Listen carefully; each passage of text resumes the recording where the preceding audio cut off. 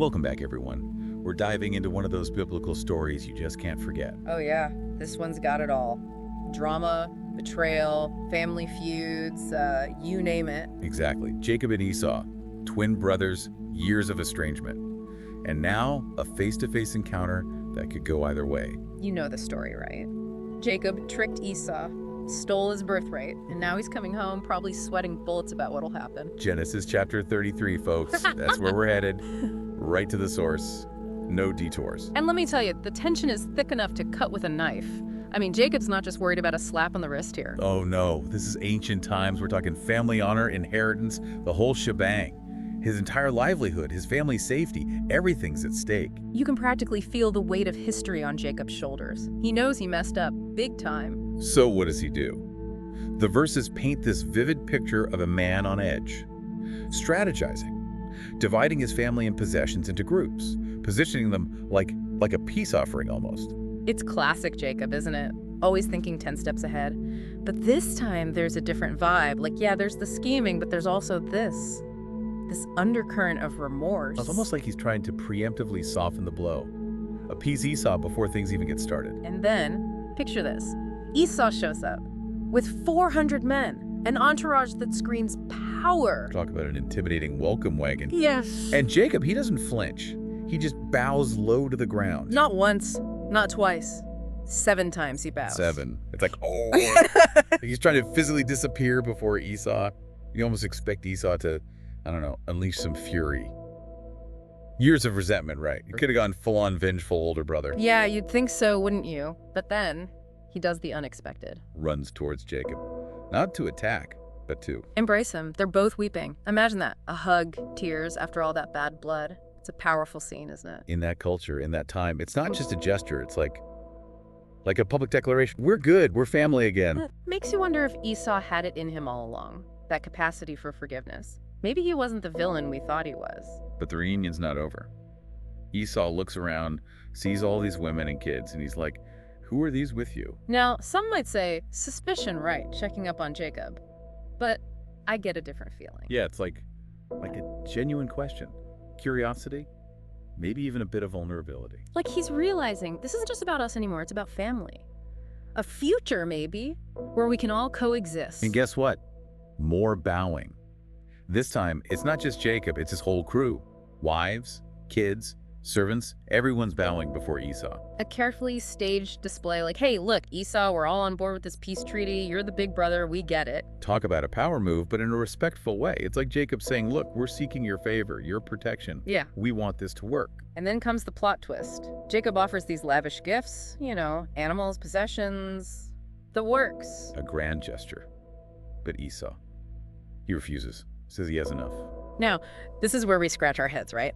Wasn't Esau supposed to be all about revenge? Yeah. Greedy. It challenges everything we thought we knew about him. Maybe he really did move on.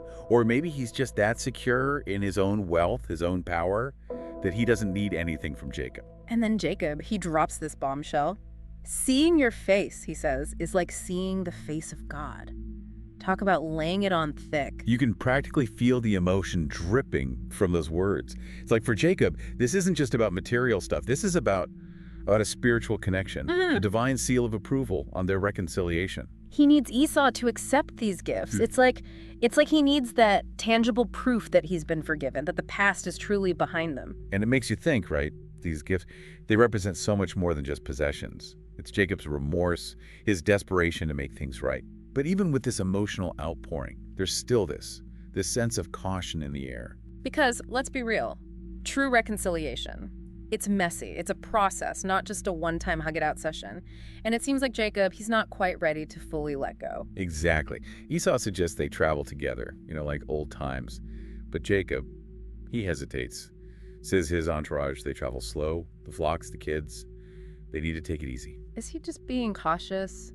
Practical, or is there something deeper there, a lingering fear maybe? Like, are things really as settled as they seem? It's like he's taking baby steps, testing the waters.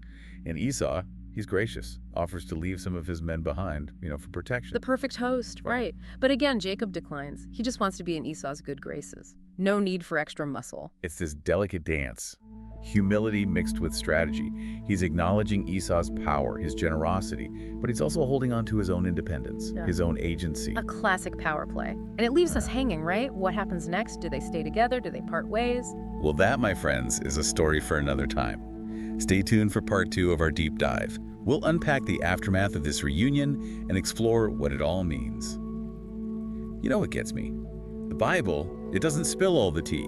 We see this big reunion, tears, hugs, but what about what's going on in their heads? Right, like are they really over it? Or are there still some, I don't know, some leftover bad vibes? Can you just erase years of betrayal like that? Poof. It's gone. Don't buy it. And that's what makes the story so human, right? It raises these questions about, like, what does real reconciliation even look like? Is it just, okay, we're not going to kill each other anymore? Or is there something deeper that needs to happen? And it makes you think about our own lives, right? We've all had those relationships where forgiveness feels impossible. Those rifts you think will never heal. So what can we learn from Jacob and Esau? Is there some kind of roadmap to reconciliation? Something we can apply to our own messed up relationships? Well, I think one big takeaway is humility. Jacob, he bowed like a million times. He owned his mistakes, admitted he screwed up. That takes guts. And Esau. He could have gone all, I told you so, but he didn't. He chose to forgive, to meet Jacob with open arms. That's pretty inspiring, if you ask me. Forgiveness, it's powerful stuff. It breaks those cycles of anger, resentment, the stuff that can poison a relationship for years. Well, it's got to be a two-way street, right? Both people have to be willing to let go, to at least try for a fresh start. Absolutely. But here's the thing. Even when there's forgiveness, it doesn't mean everything goes back to normal. Jacob and Esau, they end up going their separate ways. That's so interesting. They reconcile, but they don't exactly become besties again. It's like, sometimes even after forgiveness, you need a little space to heal, to grow, to figure things out on your own. Like maybe their paths weren't supposed to be intertwined forever, but they needed that encounter to untangle those threads, to move forward in a healthier way. Makes you wonder if that separation was actually a good thing. You know, sometimes the best way to move on is to give each other the freedom to change, to grow. And it makes you think about the impact on their families, their kids. Did they take those lessons of forgiveness with them? Did it change how they raised their own children? We don't know for sure, but it's fascinating to think about, right? Those ripple effects, how one act of forgiveness can impact generations to come. It's like maybe reconciliation isn't just about two people. Maybe it's about creating a legacy of peace.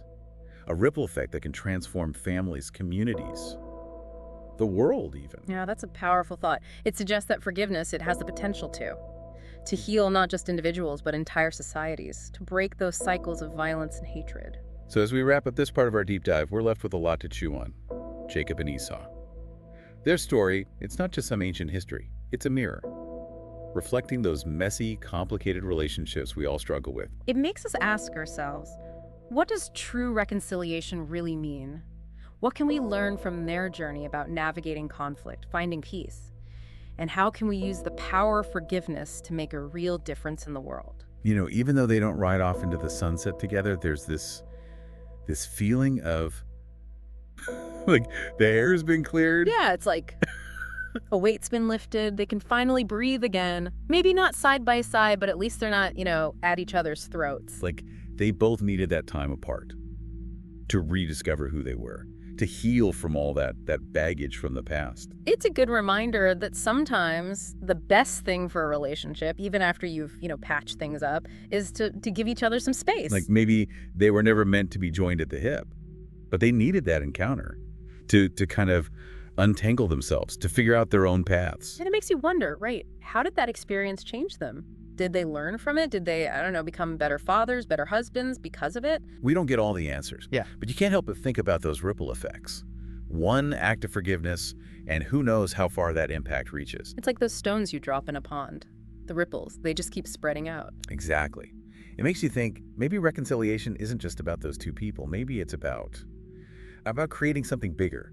A legacy of peace, understanding, something that can change families, communities. It's a powerful thought, right? Like forgiveness has this almost contagious quality. It can spread from person to person. So as we wrap up our deep dive into Jacob and Esau, here's one last question to ponder. They reconcile, but they go their separate ways. What do you think that tells us about forgiveness? Does it always mean staying together? Or can it sometimes mean letting go? It's a question we all grapple with, right? What does true peace look like in our families, our relationships? Sometimes maybe the healthiest path forward is to create a little distance, to give each other room to grow, to change. It's a reminder that forgiveness, reconciliation, it's not a one-size-fits-all kind of thing. And their story is not just some ancient tale, right? It's a reflection of our own lives, those messy relationships, the hurts, the hopes for healing. It's a reminder that even when things seem broken beyond repair, there's always that glimmer of hope, that possibility for change. Thanks for joining us on this deep dive, everyone.